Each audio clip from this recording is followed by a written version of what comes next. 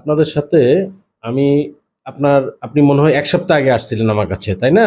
১ সপ্তাহ আগে আসছিলেন। আসার পর বাচ্চাটার শরীরে লাল, লাল দাগ আসছিল। জি, খুব জি। র‍্যাশ আগে আসছিল, র‍্যাশ। ফার্স্ট টাইমে র‍্যাশ জ্বর আসছিল। হচ্ছিল। হ্যাঁ। আগে অনেকদিন জ্বর ছিল ১০-১৫ দিন। হুম, হালকা ছাড়তো উঠতো, ছাড়তো উঠতো।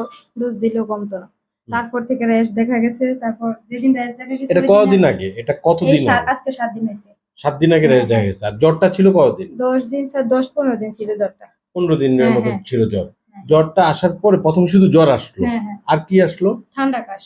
ঠান্ডা এরকমই। ঠান্ডা কাশি। হ্যাঁ। কাশিটা কি খুব বেশি আসছিল? খুব বেশি ছিল স্যার নাকের জন্য ঘুমাতে পারতো না নাকটা শ্বাসের বন্ধ জন্য। থাকতো। আর এই ইয়েতে চোখ দিয়ে কি মলা আসছিল? চোখ দিয়ে? জি, জি, জি। ড্রপ হ্যাঁ? দিছিলেন, ওই ড্রপ দেওয়াতে ভালো চোখে ড্রপ হইছে। দেওয়াতে হ্যাঁ। এটি আগেই ভালো হয়ে ওইটা গেছে। জ্বরের জন্য হইছে হ্যাঁ, ২৪ তারিখে আসছিলাম। আচ্ছা। এই যে এটা আসলেন, এরপরে কি তার জ্বরটা কি আরো তীব্র আকার ধারণ করছিল? হ্যাঁ, হ্যাঁ, স্যার ডোজ দিলেও কমতো না। ডোজ দিলেও ভালো হইতো না। তারপরে রেনোভা খাওয়াইতাম, অ্যান্টিবায়োটিক খাওয়াইছি, কমছে না। হুম, তারপর যখন রেশ দেখা দিল, হুম। তারপর ওইদিন নিয়ে আসছি। তারপর ইনজেকশন দিছেন, ওইদিন থেকে কমে গেছে আর এখনো উঠে নাই। এই আজকে ১ সপ্তাহ আর উঠে নাই। র্যাশটা কিভাবে কমলো? এই যে ইনজেকশনের দ্বারা। না, ৭ টা ইনজেকশন তো দিলামই। ওই সময় তার বুকে শ্বাসকষ্ট সব হ্যাঁ, ছিল। হ্যাঁ। না শ্বাসকষ্ট হ্যাঁ, হ্যাঁ, শ্বাসকষ্ট ছিল। এখন আর কি র‍্যাশ আছে কোনো? হালকা পায়ে এই যে এই সাইড দিয়ে আচ্ছা, অনেকটা কমে গেছে, অনেকটা হ্যাঁ, কমে হ্যাঁ। গেছে। শুধু স্যার পায়ে আছে। আপাতত মুখে, গালে, বুকে সব কমে গেছে এই মাশাআল্লাহ। বুকে-টুকে তো ছিল। সব আপনি সারা একটা শরীরে হাতের ওটার একটা তালকা, ছবি পায়ের আছে তালুর আমার মধ্যে কাছে। ছিল।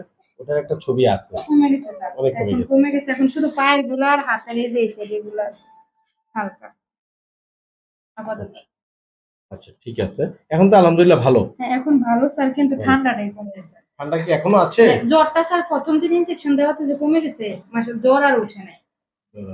ওই যে পেসিড বিডি স্যার হ্যাঁ, হ্যাঁ, ওই মলমটা ওই দেওয়ার পরে। মলমটা দিচ্ছি। ৩ টা দেওয়া হইছে।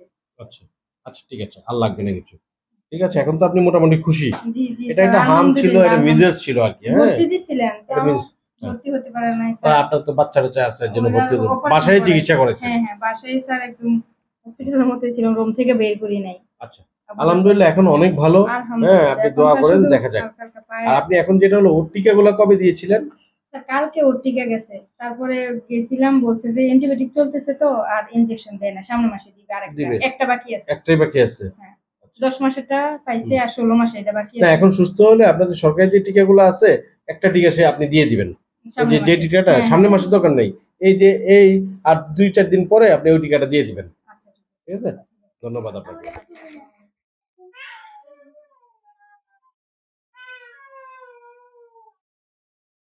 অনেক রকম লুচি।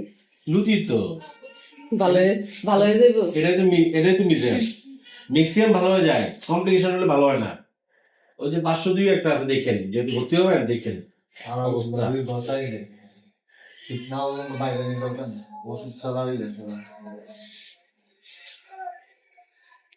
নাক দিয়ে মল আর এই চোখ দিয়ে মল আসে। হ্যাঁ। নাকেও পানি পড়ে। শ্বাস